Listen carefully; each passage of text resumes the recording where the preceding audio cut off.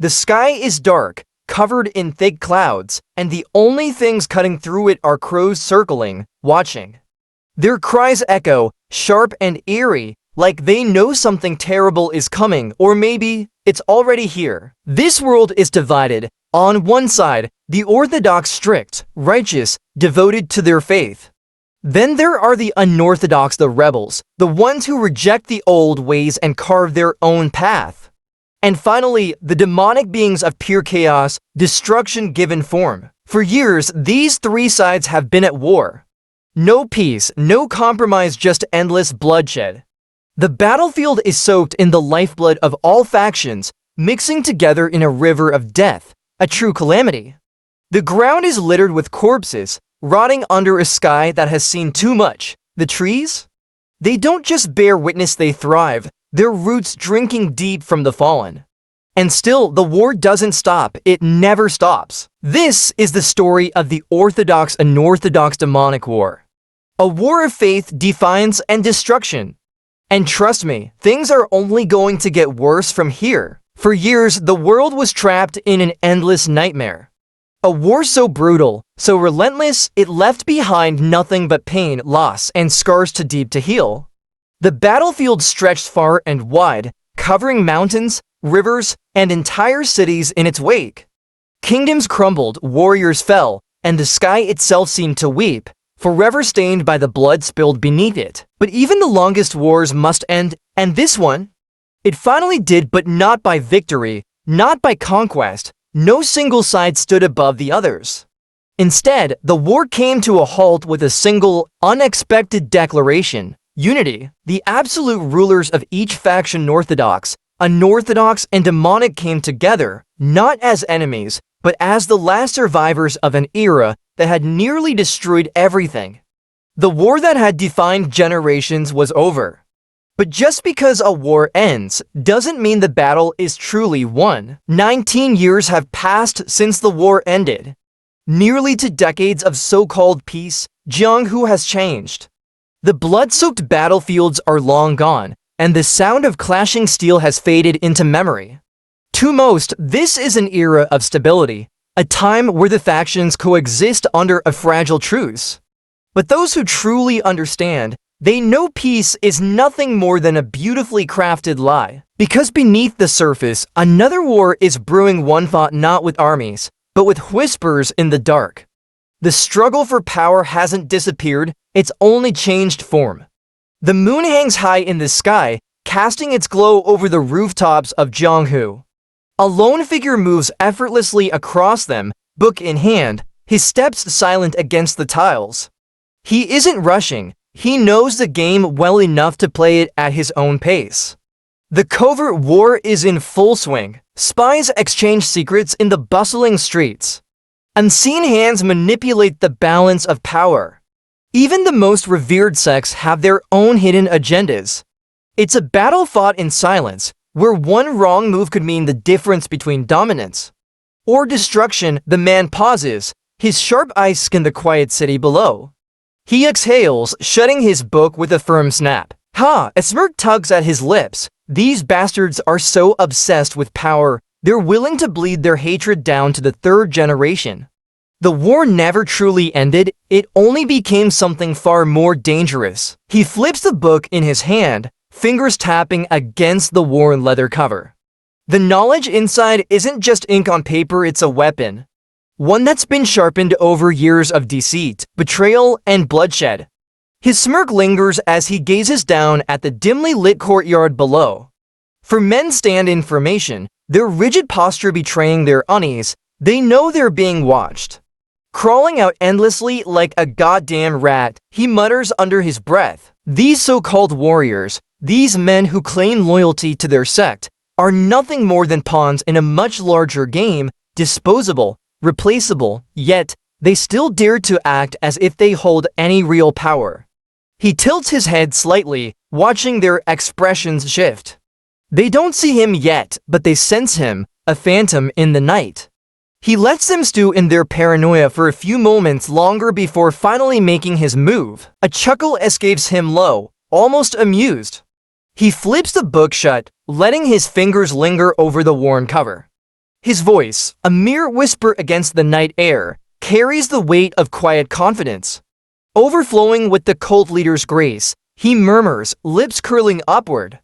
The words are half mocking, half reverent. A lie coated in silk, spoken by a man who understands the game better than most. Below, the city breathes, its undercurrents alive with tension. Secrets weave through the street like invisible threads, connecting those who pull the strings. Every whisper, every movement part of a grander scheme. Then, a voice sharp and filled with authority cuts through the silence. Hey, you there, what the hell are you lurking around here for at this hour? A man stands at the entrance of a courtyard, his grip tightening on the hilt of his sword.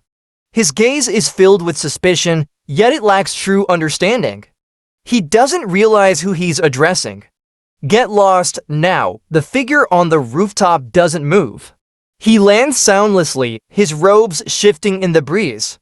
The courtyard is still, save for the flickering lanterns casting elongated shadows across the stone path. The guard who had barked orders moments ago stiffens, his face contorted in disbelief. Do you even know whose residence this is? Before he can finish, the intruder lifts his gaze, meeting the man's eyes with an unsettling calm. Of course, I do. His voice is smooth, deliberate. This is the home of Jinwoo, a fifth-rank demon and vice commander of the military corps. The revelation sends a ripple of unease through the guards. Their hands twitch toward their weapons, but hesitation lingers in their movements.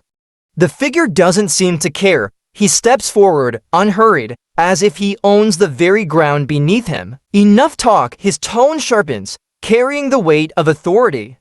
Just open the damn door already, I've got things to do. The guards exchange wary glances. One of them instinctively shifts back, but the other remains firm, his suspicion boiling into frustration. What the hell? Who's this crazy bastard? A second voice joins in, laced with growing alarm. Have you lost your damn mind? The night air grows heavier. The tension is palpable. But the man in red and black simply exhales, unfazed by their words. His patience is wearing thin. Who the hell do you think you are? The man's voice is filled with anger and authority as he grips the back of another man's head, forcing him down. The man being held looks up in fear, his face tense, his eyes wide with panic. He is clearly struggling, but there's no escape from the firm hold. Ordering someone to open the door, the words are cold, as his hand presses further against the man's head, showing his dominance. Then, with an air of finality, the voice commands of the vice commander's house. The grip doesn't loosen and the tension in the room is palpable. There's no room for resistance. Obey his command. The other guard looks on in shock, his eyes wide as he watches his comrade collapse to the ground. He takes a step back, stunned and struggling to comprehend this sudden attack. What? He stammers, disbelief in his voice as he tries to make sense of what's happening. The man who just struck down the guard glares at him with anger, his voice cold as he responds, "Why, you son of a bitch? Don't tell me." "Traitor," he shouts, his voice filled with fury as he stands ready to deal with the next move. In an instant, the fourth guard swings his sword, the blade slicing through the air in a sharp, threatening motion. The two figures stand tall, dressed in their traditional attire, their expression serious and focused. In sync, they raise their hands and bow slightly, acknowledging the leader's presence. Shiyak, a solemn, respectful sound escapes their lips as they show their respect. We greet the squad leader. The camera shifts to reveal the leader standing tall and poised, the title below confirming their identity, Heavenly Demon Divine Cult Intelligence Unit, Counterintelligence Course 3rd Squad Leader. The man stands with a slight smirk, his hands pulling his hair back, his posture relaxed yet confident. "Good, you went through hell infiltrating first," he says with a hint of satisfaction, acknowledging the effort. His expression shifts to a more serious one, and though his title hasn't been mentioned before, the way he carries himself speaks volumes. Jang Yiseo, known as the Grim Reaper of spy hunting, exudes an air of authority and power. "Now then," he says, his voice calm but commanding. Behind him, a mysterious door opens. He steps through, revealing the two other guards waiting.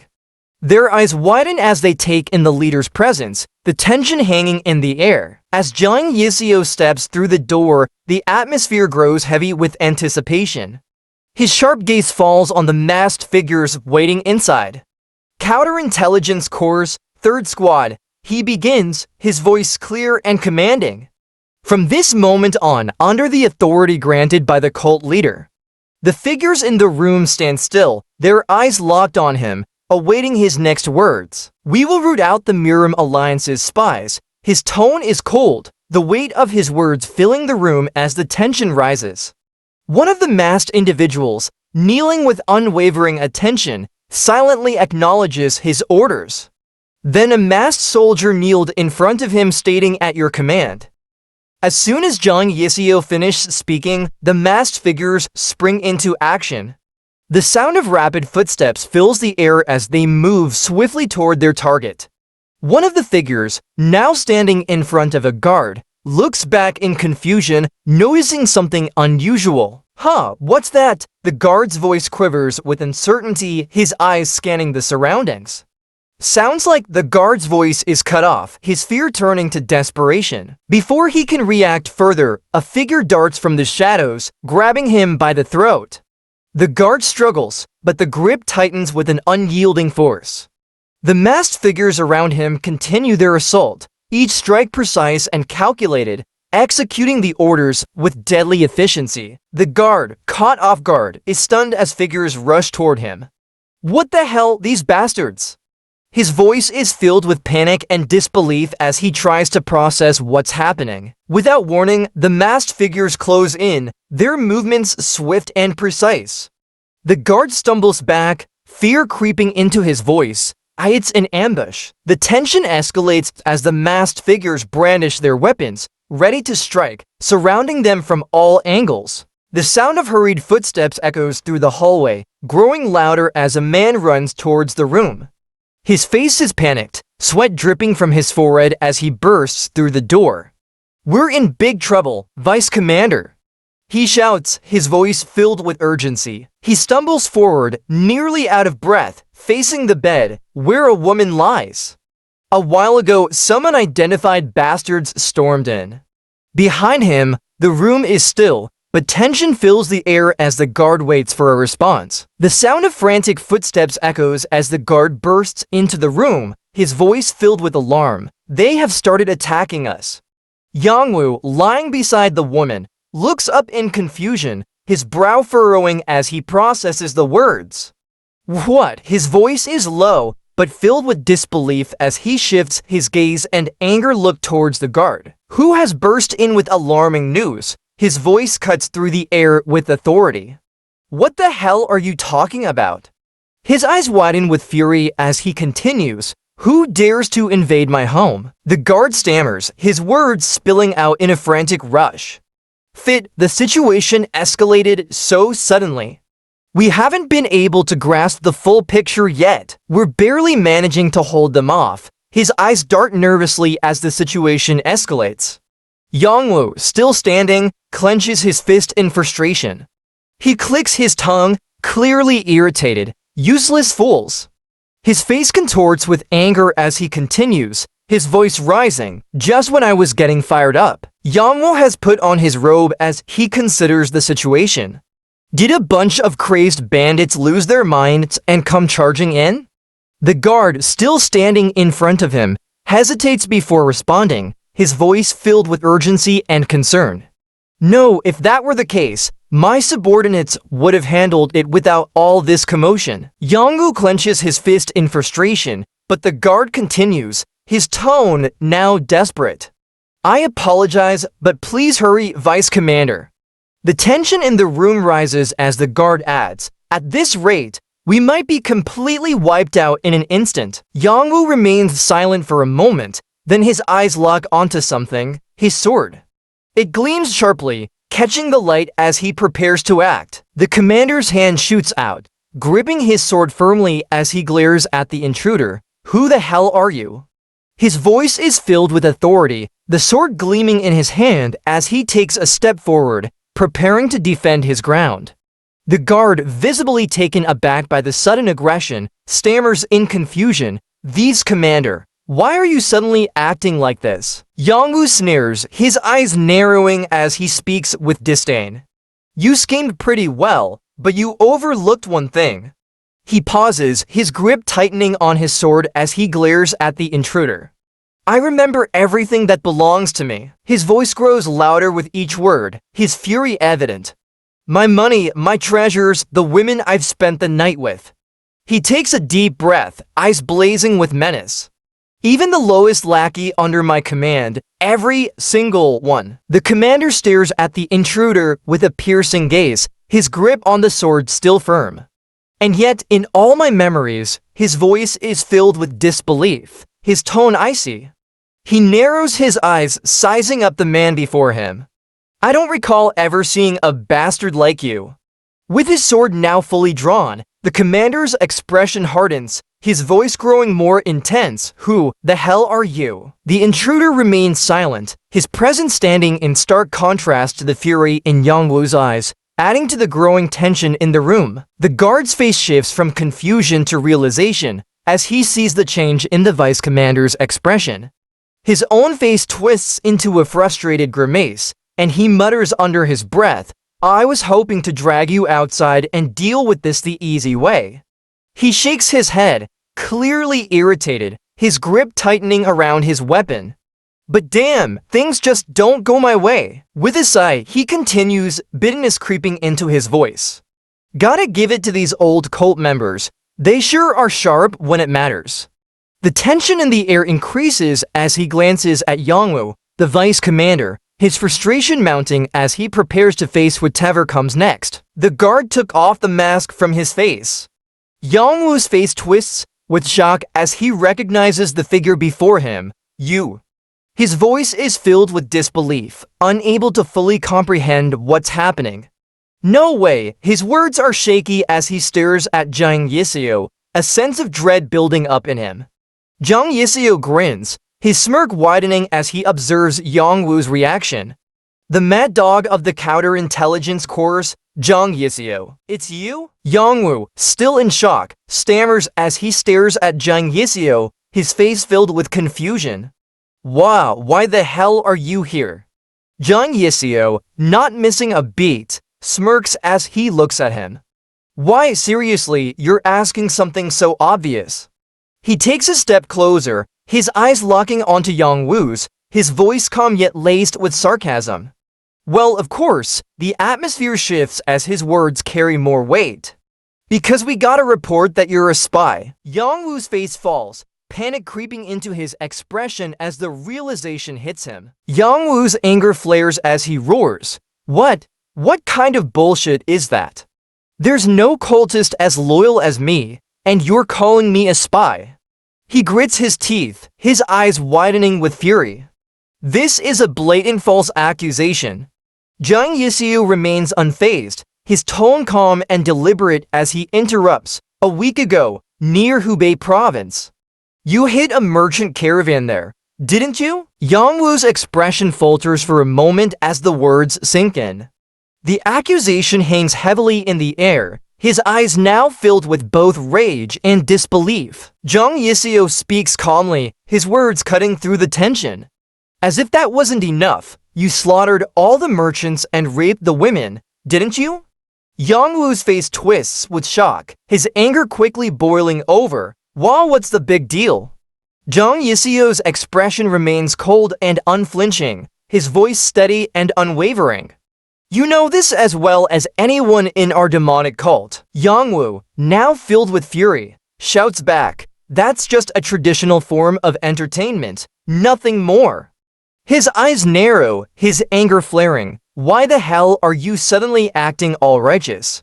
Jang Yiseo, unwavering, watches him carefully, his expression serious and cold as he prepares to continue the confrontation. Jang Yiseo remains calm, his gaze unwavering as he speaks, the tension in his voice palpable.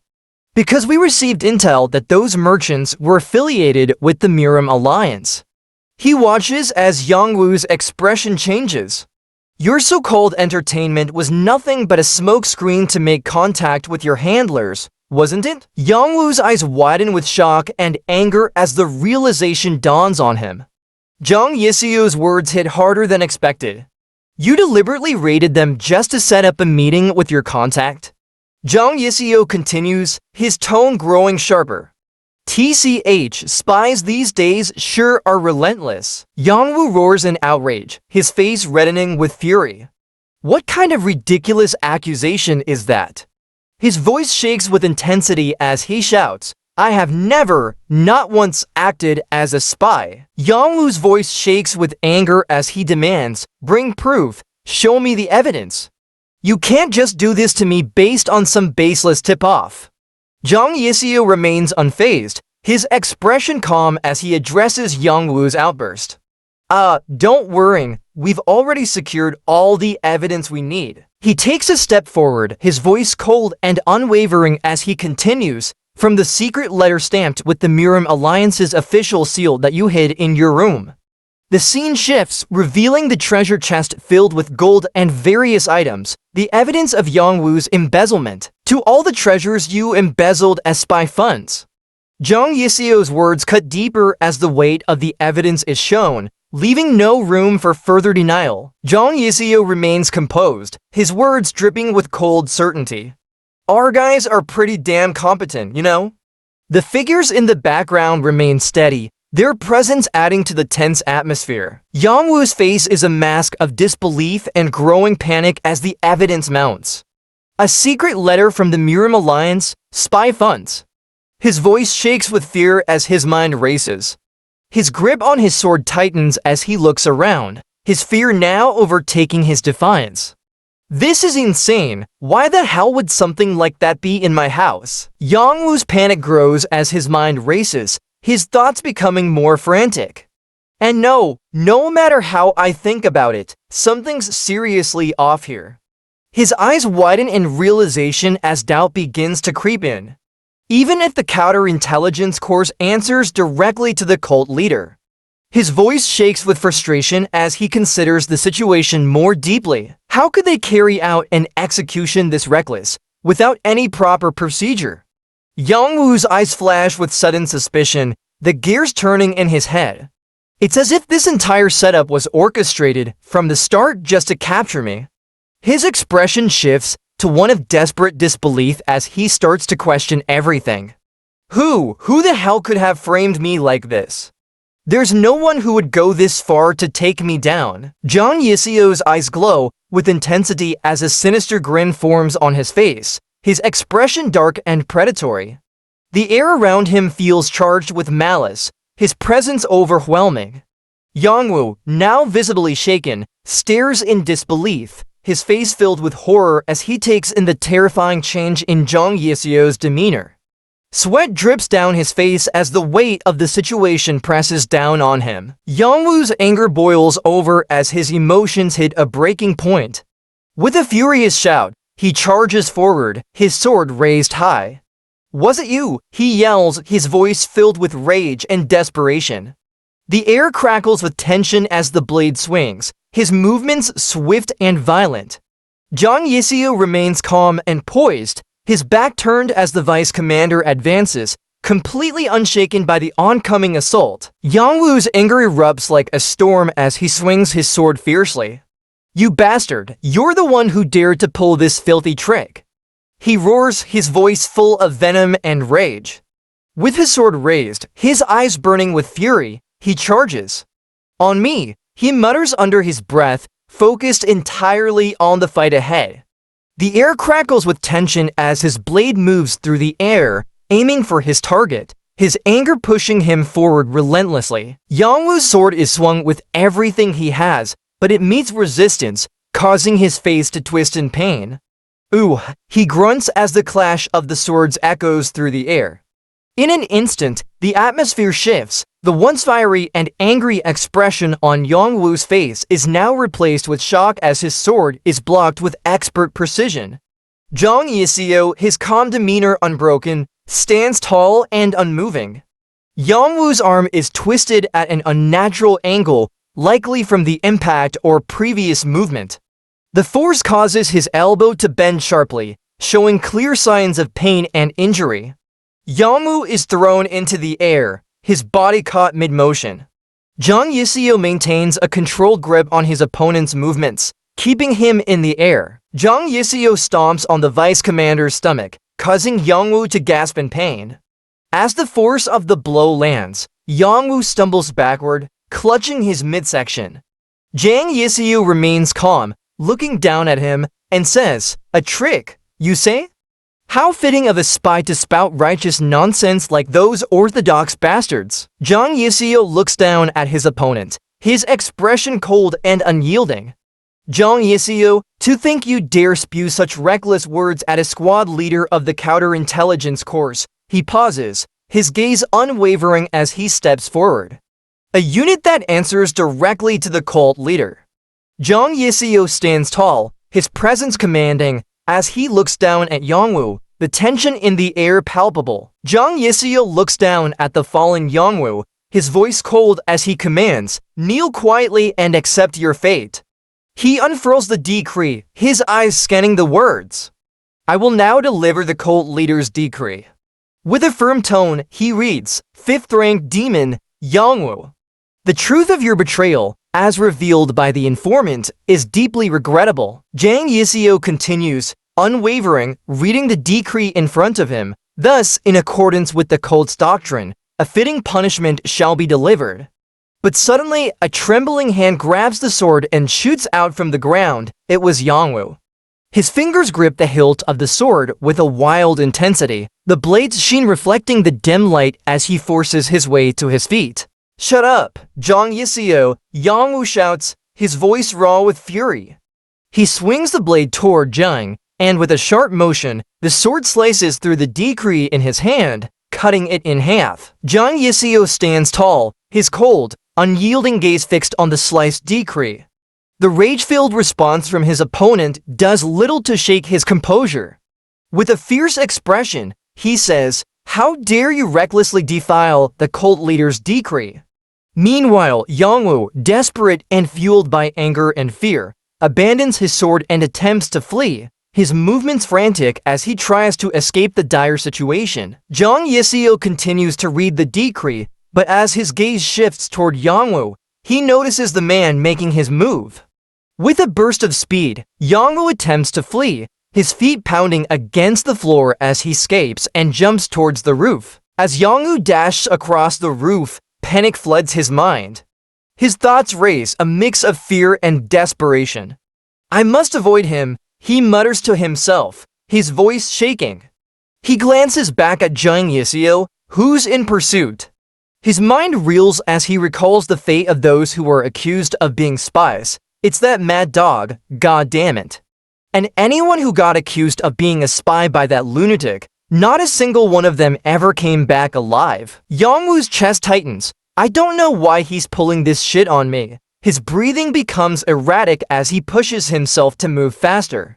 "But if I want to live, I have to run right now," he exclaims, pushing himself to his limits. As Jinwoo pushes himself forward, the rush of adrenaline clouding his mind, he mutters, "I'll deal with this false charge later, when I return somehow." But in an instant, a sharp, piercing pain erupts in his back. Blood splatters from the wound as a weapon unknown to him strikes with deadly accuracy. He gasps, his body jerking in shock, the force of the blow sending him stumbling forward. His hand reaches for the wound, his legs shaking as he tries to maintain his balance, but the pain overwhelms him. Blood continues to spill as he crashes down onto the rooftop, breathless and struggling to comprehend what just happened. Jang Yiseo remains calm, his fingers moving with precision as he activates his string technique. In an instant, the strings appear, lashing out and wrapping around Jinwoo's body with deadly accuracy.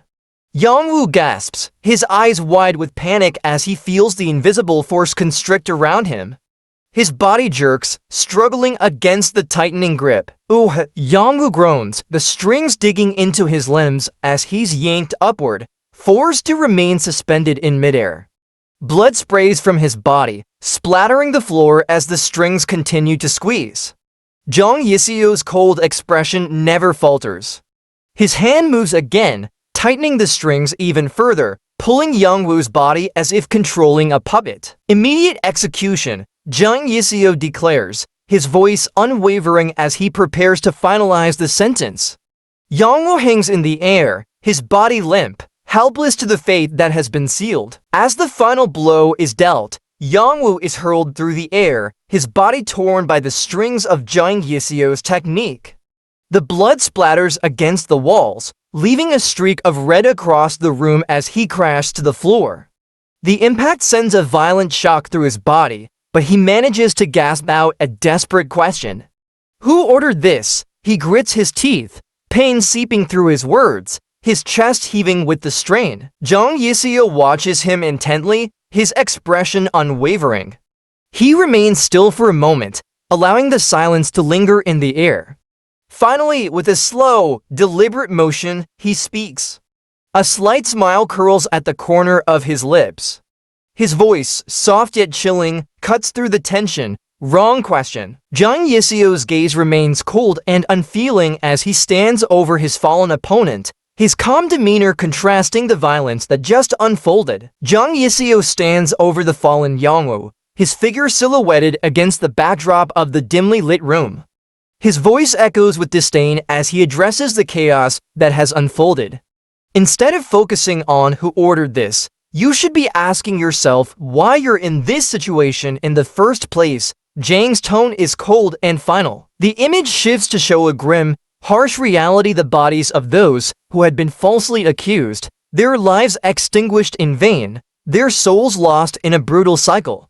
Jang Yiseo continues with a cruel smirk, unfazed by the consequences that have come to pass. Being falsely accused, framed, poisoned, and dying in vain. That kind of thing happens all the time in this goddamn demonic cult. His expression twists with a sinister smile as he watches the lifeless bodies of people lying in front of him. Jang's words are a stark reminder of the ruthlessness and inevitability of the situation they all find themselves caught in. He casually flicks his hand, the air thick with tension, his unsettling demeanor lingering in the silence, and the weight of his words echoing. This is Jang Yiseo, the squad leader of the Heavenly Demon Divine Cult's counterintelligence course, a spy dispatched by the Murim Alliance. Chapter 2. In the outskirts of the Heavenly Demonic Cult's 10,000 mountains, under the bright moon, a man is seen pulling a carriage toward a barn. It was none other than Jang Yiseo. He effortlessly drags the heavy load, and with a sigh, he pauses for a moment to catch his breath. It's so heavy, he murmurs, rubbing his shoulder. I almost dislocated my shoulder trying to carry it alone. Jang Yiseo lets out a soft chuckle, his eyes gleaming with amusement as he murmurs to himself, Yongwoo, you pig. I had a hunch. His fingers deftly pull back the cloth, revealing the treasure hidden within the carriage. The sight of the glimmering gold brings a satisfied grin to his face, and he mutters, but you did eat a lot, didn't you? As Jang Yiseo looks toward the mountainous landscape, he casually addresses the fallen Yongwoo with a smirk. By pig Yongwoo, he says, his tone dripping with sarcasm. You were a truly excellent member of the demon cult. He pauses for a moment, almost as if reminiscing. Then, in a more reflective tone, he adds, although that was the reason I killed you. Jang Yiseo runs his fingers through his hair with a satisfied smirk, looking down at the gold before him. He speaks with a hint of mockery, as if paying respect to the fallen. Rest in peace, I will make good use of this money. In your stead, Jang Yiseo lets out a relaxed sigh, his hand resting on the table. A playful smirk spreads across his face as he speaks, his voice casual and lighthearted. Now, we can sort things out later. His gaze shifts, revealing a more focused expression as his eyes narrow in thought. For now, Jang Yiseo opens the door with a soft creak. Stepping inside, his eyes quickly scan the room. A slight rustle catches his attention. His hair, caught in the crack of the door, pulls as he steps forward, brushing it aside with a swift motion. His hand moves, the cloth carefully parted to reveal the contents inside. Checked, the room is in perfect order. The wrinkles of the carpet, even the spider webs by the window, everything is as it should be, undisturbed. Enough, he mutters under his breath, a satisfied look on his face as he takes in the scene. Jang Yiseo is highly sensitive about security, and that's because he's a spy, or more accurately, a member of a secret organization dispatched by the Murim Alliance, known as the Hidden Pavilion. The Hidden Pavilion, a secret organization founded 19 years ago by the Murim Alliance leader, was established in response to the growing mistrust toward the evil groups. Even after the peace treaty, the leader could not overlook the need for a contingency plan to safeguard the future. The Hidden Pavilion, composed of select individuals put through rigorous training, operated in secrecy, carrying out countless covert missions. Among them, a few elite members were dispatched to the land of evil and demons, each sent on a unique mission. Now, they waiting for their next orders. And Jang Yiseo is one of those elite spy waiting for his next mission. Jang Yiseo sits on the edge of the bed, his posture a mix of exhaustion and frustration. He lets out a sigh, his eyes narrowing as he mumbles to himself. "What is my mission, you ask?" He scoffs, his face showing irritation. "Thinking about it again pisses me off. Oof, why haven't I gotten the mission yet?" He runs his hand through his hair, clearly annoyed but still trying to stay calm. Then his thoughts shift, making money's nice. And having tons of subordinates, that's even better. But the moment gets a little heavy, still living like this for 14 years. Without any real support, yeah, it's pretty unbearable. Thanks to having picked up a skill, I've been living well. He lightly taps his fingers, adjusting the wrap on his hand, almost like he's getting ready for something. There's a sense of satisfaction in his voice, but it's clear he's ready for whatever comes next. As Jang Yiseo goes about his thoughts, a shadowy figure crouches silently above him. Cloaked in darkness and hidden behind a mask, they observe every move with unsettling precision, waiting for the right moment to make their presence known. Unbeknownst to the intruder above, Jang Yiseo's sharp instincts have kicked in. His eyes narrow as he scans his surroundings, his senses alert. Who the heck is that bastard? Jang mutters, finally noticing the presence in the shadows, his voice filled with frustration and curiosity. With his instincts sharp and his patience wearing thin, Jang Yiseo finally takes the first move. Without warning, he launches an attack, his movements fluid and precise. The air crackles with energy as his hand reaches out, sending a powerful surge of force towards the ceiling where the intruder had been moments ago. A flash of light erupts as the energy bursts forward, cutting through the air like a blade. The figure above, however, seems to vanish in an instant, the strike passing through thin air. Jang's eyes widen in shock and frustration, his heart pounding as the silence settles back in. He looks around, his expression turning to one of disbelief. He disappeared? Jang mutters to himself, the realization dawning on him that his attack missed. His gaze narrows, focusing intently on the shadows. How could I have missed his movements? He growls, frustration seeping into his voice. He's not used to being outmaneuvered so easily. Suddenly, in the blink of an eye, everything changes. Jang Yiseo's eyes widen as the sound of something slicing through the air fills the room. His senses snap into overdrive. The intruder, seemingly gone just moments ago, reappears with lightning speed, charging at him with an unexpected ferocity. Jang reacts in an instant, his eyes flickering with a mix of shock and focus. His hand moves instinctively, reaching for something as the figure comes closer. In a flash, energy surges from his hand, cutting through the air in a deadly arc. Swish! The clash of power, the speed, and the tension make the entire room vibrate. Jang's expression shifts, a flicker of understanding dawning. The fight has just begun. In a split second, everything changes. The attack, his counter, everything is happening too fast. Jang's body twists with the momentum of his strike, but then snap, he feels it. A sharp sting rips through his side, blood spraying into the air. His eyes widen as the realization hits him. That bastard isn't normal. The force behind the attack was too quick, too precise. His mind races, heart pounding in his chest. If I let my guard down. The thought barely forms when the pressure increases. I might die here. His hand grips the ground, barely holding himself upright, fighting against the pain that threatens to overwhelm him. The room is spinning as his senses sharpen. This isn't just a fight, it's a battle for survival. Jang's fist slams into the intruder with force, but the fight is far from over. The shockwave from his attack barely leaves a mark as the intruder swiftly recovers, their movements too fast for Jang to track. Bang! Jang's attack lands, but the intruder, relentless and precise, retaliates almost immediately, forcing Jang to stay on guard. Swish! Jang barely manages to dodge the counterattack. The intruder's speed and skill put him on the defensive. This fight is slipping through his fingers. The fight continues, every move a blur, their elbows and knees collide with brutal force, the impact shaking the air around them.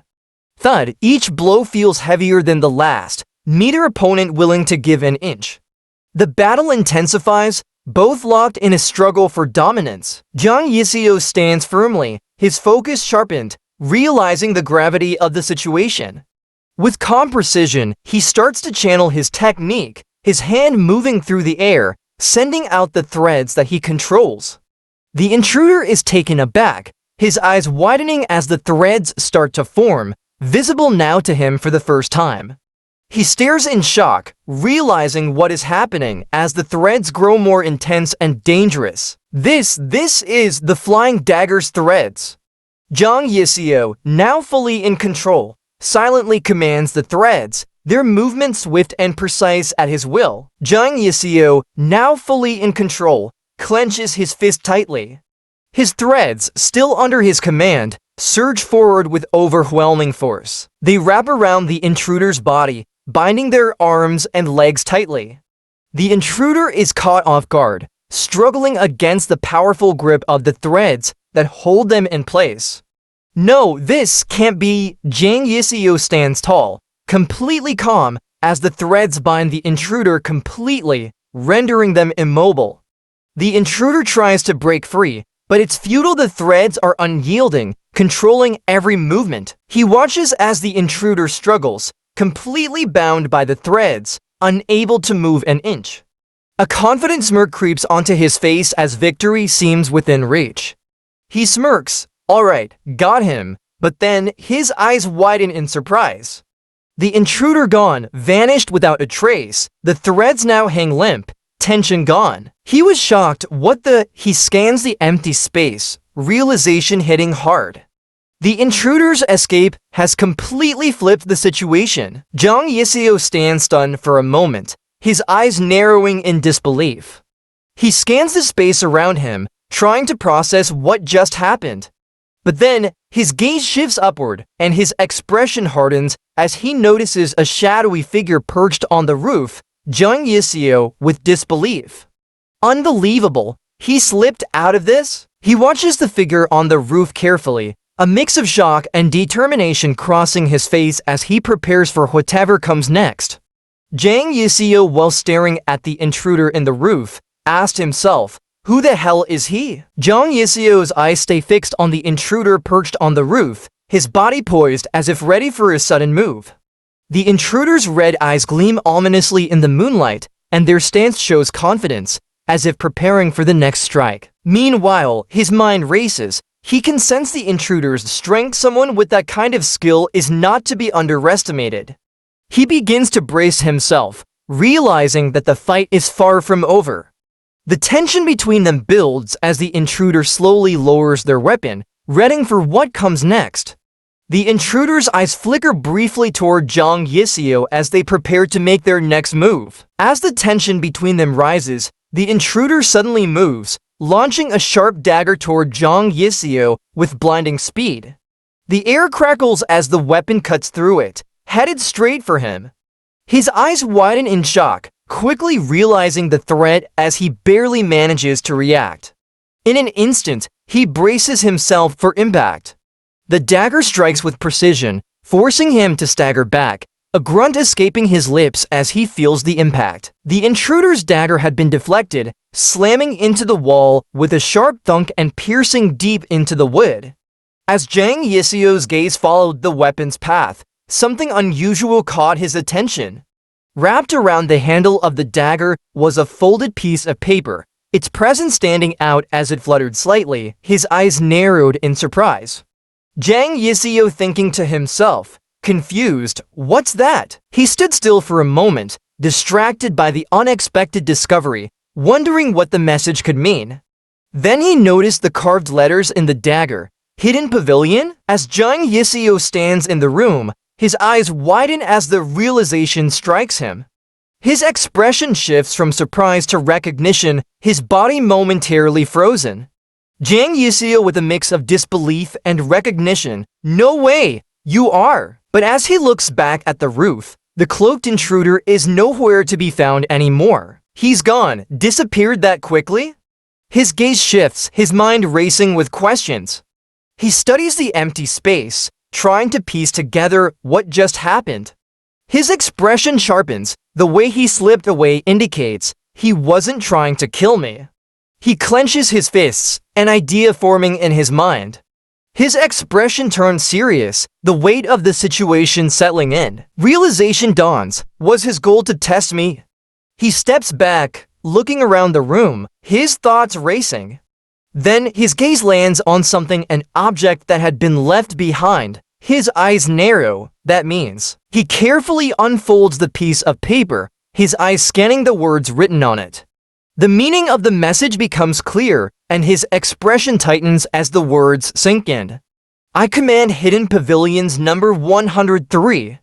A moment of realization hits him as his gaze sharpens. "Make the demonic cult's 7th young master." His grip on the paper tightens, and the weight of the situation settles in. He stands still for a moment, processing the implications of the note. As Jang Yiseo continues to read, his eyes widen in shock. The words the vice cult leader stand out, and disbelief flashes across his face. He was muttering to himself, stunned, "The vice cult leader?" The paper crinkles in his hand as he clutches it tightly, his expression changing as the shock gives way to something else, laughter. It's low at first, then louder, a strange mix of amusement and disbelief. With a bitter sound laugh, "Ha, ha, ha." His grip tightens around the paper as the reality sets in. His mind races with the weight of the situation. Jang Yiseo thinking, a slight smirk forming. "I was wondering what grand order they were going to issue after making me hide for 14 years. The scene switches to the past, a faint breeze flows through the room, the tension palpable. Jang Yiseo, blooded and on the floor, struggles to push himself up. His hand trembles as he touches the ground, leaving a trail of red. He was thinking, disbelief in his voice. They want me to make him the vice cult leader? The weight of the order sits heavily in his mind as he tries to steady himself. His body is sore, but his thoughts are sharp. He can't believe what he's been told to do. That 7th young master, Ma? A smirk forms on his face, despite the pain. He tries to make sense of it all, the realization dawning on him. That bastard. His teeth grind together as his hand crushes the paper, his grip tightening with rage. He looks at the torn remnants, his anger building. That bastard. A bitter laugh escapes him as he stands, the frustration in his eyes becoming evident. Is a fucking loser, whom even the cult leader threw away, right? He tosses the shredded paper aside, his fists clenching, the weight of betrayal heavy in his chest. The scene switches to a city, the Hubei region, famous for its lush daunting lake and dense mountains, spreads across the landscape. The picturesque view is dotted with buildings, creating a serene, almost peaceful atmosphere. Amidst this beauty lies the Murim Alliance's branch, appearing to be just an ordinary public institution at first glance, calm and composed. However, this is merely a camouflage to confuse outsiders. The truth hidden deep beneath the manor is, this place is the base of the Hidden Pavilion, the strongest intelligence organization within the Murim Alliance. The long corridor stretches ahead, dimly lit by flickering lights above as the silence presses down on the space. Every door, every corner of this place holds a secret concealed away from the eyes of outsiders, where even names of individuals are confidential. Inside the pavilion, a figure of a woman stands, her presence serene yet commanding. She moves with grace, the soft rustle of her robes breaking the silence. Her eyes, sharp and calculating, are fixed ahead as her hands perform a series of precise gestures, signaling the commencement of an important task. I just received a report from the messenger dispatched to 10,000 Mountains area, she says, her voice calm but filled with purpose. Yeagle Somi smiles softly, her hands clasped together. He successfully delivered the order to number 103. As the words leave her lips, a slight smile plays at the corners of her mouth, signaling a moment of satisfaction. With a teasing tone, she looks toward the person across from her. But Grandpa, I have a question. Her voice lightens, a mischievous glint in her eyes. The atmosphere shifts, a quiet anticipation hanging in the air. Her grandpa's eyes narrowing, yet amused. Oh ho, what's with that mannerless speech? The former advisor of the Murim Alliance and the leader of Hidden Pavilion, Yeagle Sang, raises his voice in frustration, holding a scroll in his hand. He glares intensely at the person before him, his tone firm and unyielding. Yeagle Sang with authority, I've told you repeatedly. Here, we must strictly distinguish between public and private matters. Yeagle Sang slams his hand onto the table, his voice booming with frustration. His anger is clear as he scolds her granddaughter. I've told you repeatedly. Here, we must strictly distinguish between public and private matters. The subordinate, startled, immediately bows her head in apology, her hands trembling as she clasps them together. I'm so sorry, leader. Meanwhile, Yeagle Somi stands still, silently thinking to herself. We came to work together just fine earlier, and now he's all acting up again. Well, he's always been unpredictable whenever he acts as the pavilion leader anyway, as Somi mutters. Then Leader Sang clears his throat with a firm ahem, and addresses his granddaughter once again, his voice steady, yet carrying the weight of authority. Now tell me, what is it that you want to ask? Somi answered, yes. It's just that I am just curious. Regarding the mission assigned to number 103, giving an order to make the demonic cults good for nothing the vice cult leader.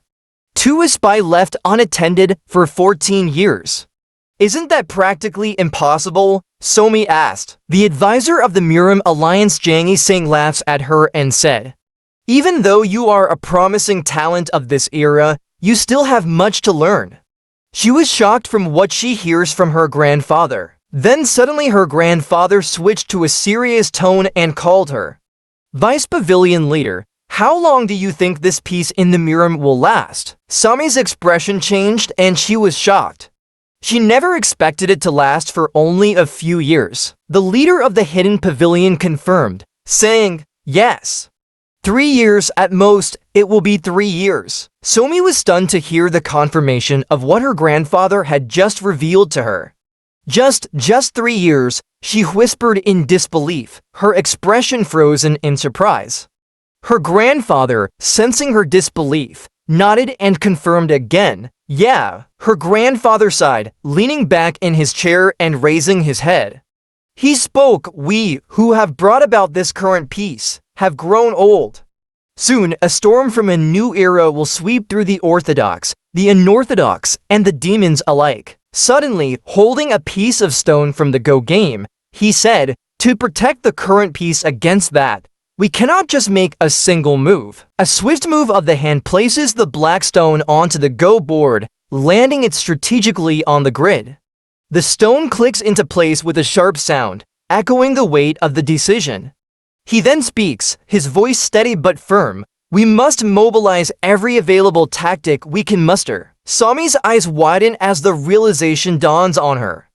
Her voice, filled with clarity, echoes her newfound understanding. So, in other words, number 103 is merely one of the clever moves we can use. With a serious demeanor, Her grandfather continued, "Soon, the demonic cult leader, heavenly demon Jinwoo, will choose a vice cult leader from among his 7 children." He continued, "The most likely candidates are the cold and calculating first young master, the charismatic and loyal second young master, and the third young lady, who was also well known for her intelligence." Somi sits attentively, her eyes focused on her grandfather as he continues speaking.